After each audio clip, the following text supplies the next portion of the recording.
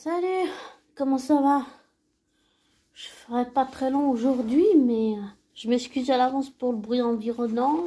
Si je fais du bruit et si je me bouge, j'ai le nez à peu près. Pardon. Mais en ce moment, tout le monde a la crève, pas la seule. Je voulais juste revenir, je sais que c'est un peu chiant, mais je voulais revenir sur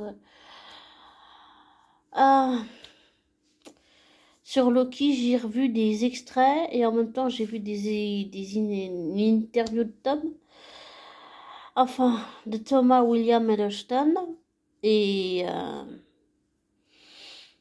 j'essaie de faire vraiment la part des choses le plus possible parce que c'est important de pas associer Loki à William, à Thomas William. Et en l'écoutant, je trouve que c'est très profond ce qu'il dit et c'est très étonnant. Et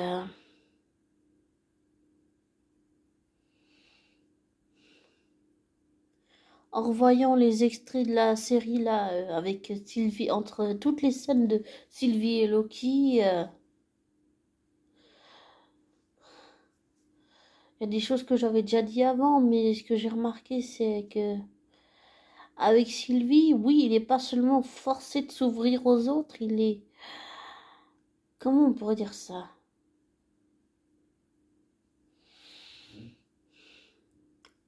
Il se montre sous un autre jour. Ouais. Il se montre protecteur, il se montre doux, gentil, patient. Et je pense qu'avec Sylvie, il va devoir avoir beaucoup de patience.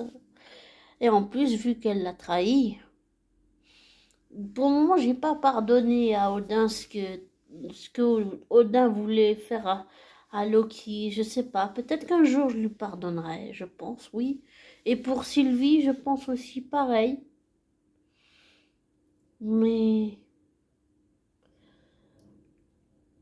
je pense que si Sylvie sauve Loki d'un danger, je pense qu'il y a des chances que je pardonne à Sylvie. En tout cas, c'est ce que j'espère pour la saison 2. Et comme j'ai aussi déjà dit dans d'autres audios, je sais pas les combien, j'ai déjà dit je sais pas combien de fois, ce que j'espère pour cette saison 2, c'est que Loki et Thor, en tant que frères, puissent émotionnellement sur le plan psychologique, j'allais dire comportemental, et aussi affectif, émotionnel, en tant que frères, qu'ils puissent discuter, mettre les choses à plat et vraiment, boucler la boucle et que quand l'un aura besoin de l'autre, l'autre répondra toujours présent et qu'ils pourront se faire confiance.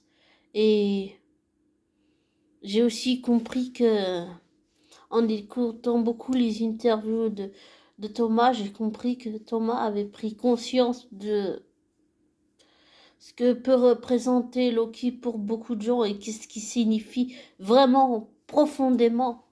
Et je savais pas qu'il avait fait au fil des années toutes ces recherches. Enfin, si, je savais qu'il avait fait des recherches, mais aussi approfondies. Il allait vraiment à fond, à 3000% comme ça. Non, j'ai jamais vu ça. C'est vraiment impressionnant. En tout cas, je pourrais l'écouter parler pendant des heures. Je trouve qu'il a, j'allais dire, une, comment on va dire, il narre bien les histoires, j'allais dire. Il les raconte vraiment super bien. En tout cas, c'est vraiment impressionnant. Et aussi, comme j'ai déjà dit, je sais pas dans combien d'audios, Loki me fait beaucoup penser à Thor parce que il a une façon d'être qui me fait penser à Thor parce que bon, il y a aussi l'histoire du verre cassé, mais c'est pas ça le truc, en fait, c'est dans sa façon d'être avec Sylvie, en fait, il n'a pas réussi à la fin de la saison 1 à la convaincre, mais je pense que ce qu'il a dit, ça va avoir un effet sur Sylvie et que, en fait, il va réussir à l'influencer et ça va la faire réfléchir. Ça va la faire, comment on va dire, se remettre en question, voilà.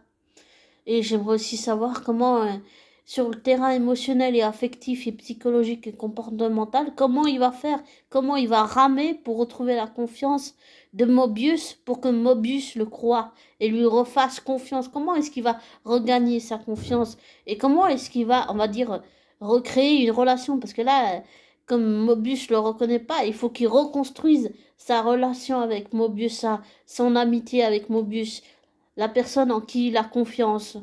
Et lui qui faisait jamais confiance à quelqu'un, il a découvert qu'il pouvait faire confiance à un ami, quelqu'un qui ne le trahira pas, qui ne le laissera pas tomber, et qui sera toujours là pour lui, et que lui sera toujours là pour Mobius. Et ça, c'est toutes des choses que j'espère pour la saison 2, c'est vraiment toutes des choses que j'ai envie de voir. Et pour revenir juste à Loki, c'est vrai que il en a fait du chemin, il en a fait de la route, il en a vraiment, j'allais dire, après tout ce qui s'est passé dans tous les films, j'allais dire, je pense que Loki, là, il en a bavé. Vraiment, il en a bavé. Ça a été dur, ça a été difficile, ça a été douloureux, ça a été éprouvant émotionnellement, j'ai envie de dire. Pour cette saison 1, ça a été vraiment, j'ai senti là avec le recul que vraiment pour Loki, sur le plan émotionnel, ça a été vraiment dur en fait. Vraiment dur de se remettre en question, de se dire pourquoi est-ce que je fais tout ça en fait. Et aussi, avec le recul,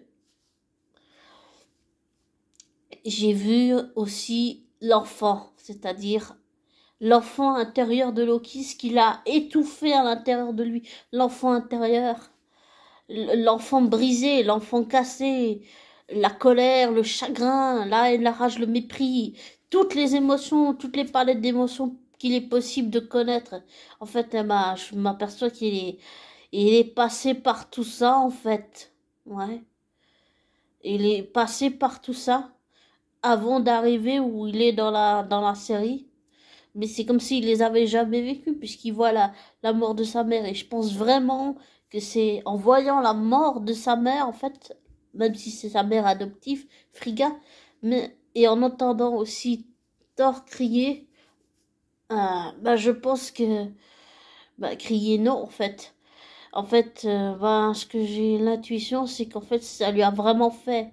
Et aussi, le fait qu'il se soit vu mourir, ça a vraiment été tout ça a été un électrochoc, pas seulement physique, mais vraiment émotionnellement, ça a été lourd, ça a été dur, ça a été éprouvant.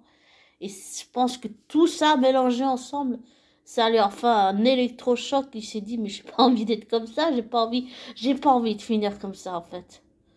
J'ai envie d'être quelqu'un de mieux. Et j'ai envie de voir comment tout ça va se finir dans la saison 2. Parce que je sais pas, j'ai envie de voir où ça va aller. Et maintenant, pour en revenir que à Thomas Williams, je trouve que cet être humain a fait du chemin. Vraiment, vraiment, il a fait du chemin.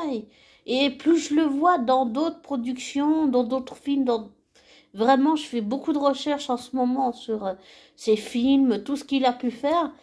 Parce que c'est vraiment un artiste vraiment tellement intéressant. Et je commence à le voir autrement que juste dans le rôle que dans lequel j'ai pu le découvrir avec Loki. Je commence vraiment à le voir différemment. Et quand je dis que Thomas m'influence, c'est dans ce sens-là. Et puis c'est aussi dans le sens d'aller mieux. Le fait que je fasse une dépression, c'est des jours ça va, des jours ça va pas. Et je sais qu'il y a plein de gens qui vivent aussi ça dans le monde. Et je pense que Thomas, c'est un artiste qui justement, j'allais dire, j'ai envie de le rencontrer dans la vraie vie, c'est évident.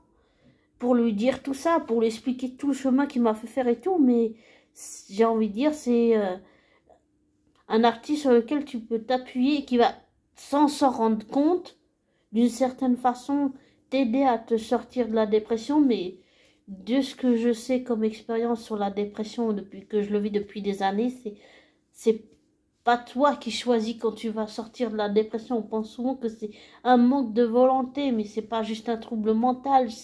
J'allais dire, c'est comme une maladie. Il faut pas le voir comme un handicap, c'est comme une maladie dont on peut sortir, mais c'est pas forcément avec des médicaments ou juste être médicamenté ou qui va aider. Je pense qu'il y a tout un tas de choses à prendre en considération et je pense, quand je dis que Thomas m'influence, bah c'est aussi dans ce sens-là, c'est à me battre pour sortir de la dépression. Je sais pas si ça t'a déjà fait ça, toi, abonné, mais avoir un artiste qui se rend même pas compte de ce qui, qui te provoque comme électrochoc à toi-même ou à quelqu'un d'autre que toi, qui vit la même chose. Et oui, je dirais que dans ce sens-là, oui, Thomas m'influence beaucoup parce que, oui, j'ai envie de sortir de ma dépression, mais j'ai compris que c'est tout un mécanisme très, très compliqué et, et, et de voir cet artiste dans des films, dans des productions, le voir vraiment autrement que sortir du cadre de juste Loki, en fait, ça me, ça me donne envie de faire aussi, de réussir. Et, mais le truc, c'est que le bonheur, toutes ces choses-là, ça fait trop peur. Souvent, on se réfugie dans ce qu'on connaît, c'est-à-dire la négativité, et on nourrit cette énergie négative nous-mêmes, en fait.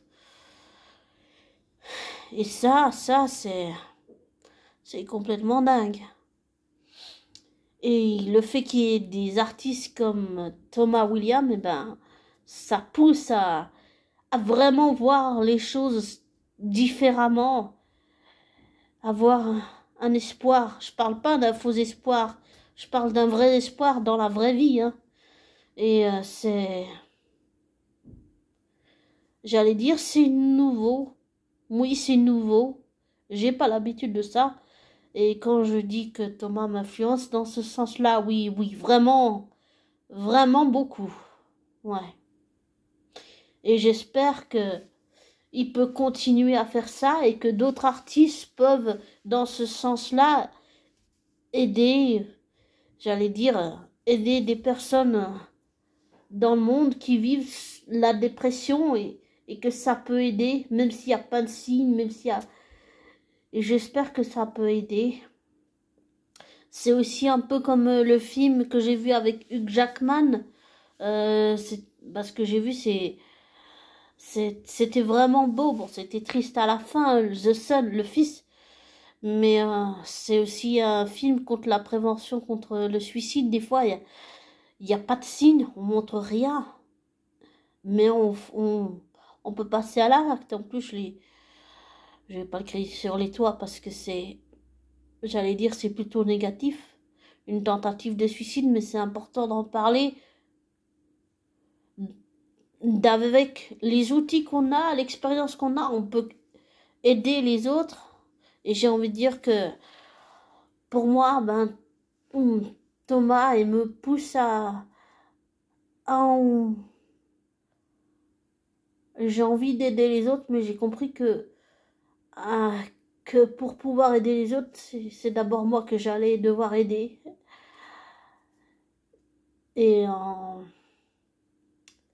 et ça, je l'ai compris avec le personnage de Loki, mais je l'ai aussi compris dans la vraie vie, je l'ai compris maintenant, je l'ai compris aussi le fait que Thomas ait cette influence positive sur ma vie. Et je sais pas si tous les artistes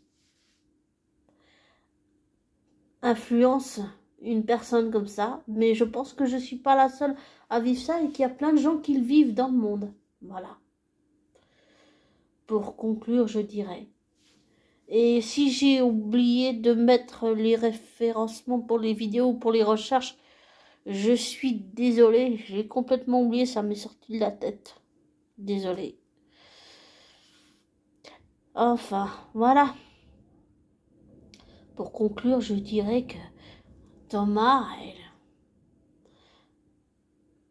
ça fait du bien d'avoir des artistes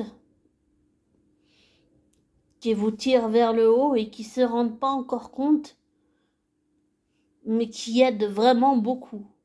Je dirais sur le plan émotionnel, dans le fait qu'on peut s'appuyer d'une certaine façon sur un artiste qui nous connaît pas dans la vraie vie, mais qui nous connaît pas encore.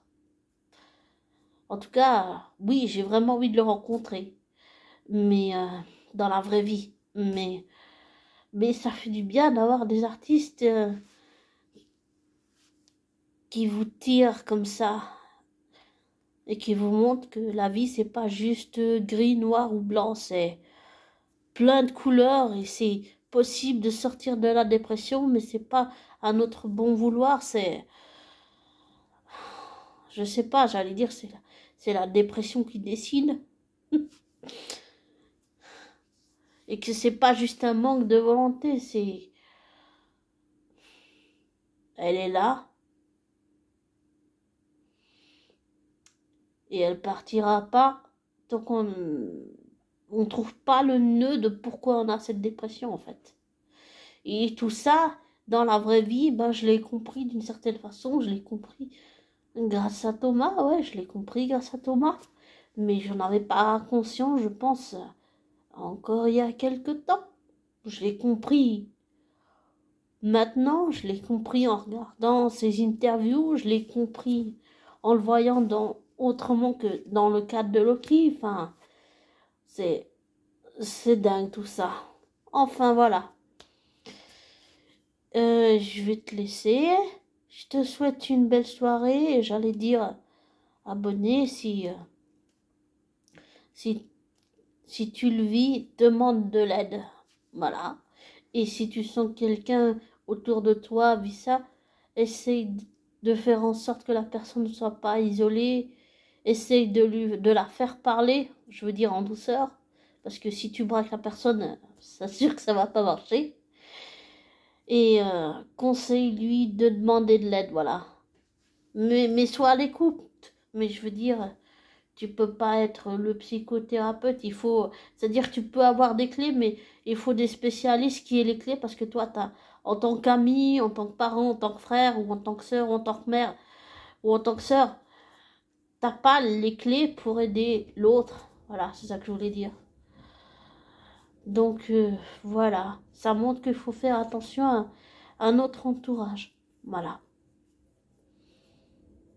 Bon. Ce que je dirais comme note de positive, c'est que j'ai jamais vécu une expérience pareille et que j'ai jamais eu un artiste qui m'a et qui continue toujours dans la vraie vie de m'influencer autant. Voilà. Voilà ce que je dirais pour le mot de la fin. Et ne te laisse pas influencer par moi. Ne prends pas pour argent comptant ce que je te dis. Fais tes recherches, tes vérifications. Et tire-en tes conclusions après. Et je te souhaite une bonne nuit si tu l'écoutes la nuit. Et une belle soirée, journée, matinée. Et j'allais dire encore, même si on a déjà bien commencé l'année, une belle année 2023, tout en douceur. Et que tes rêves se réalisent. Voilà. Bisous.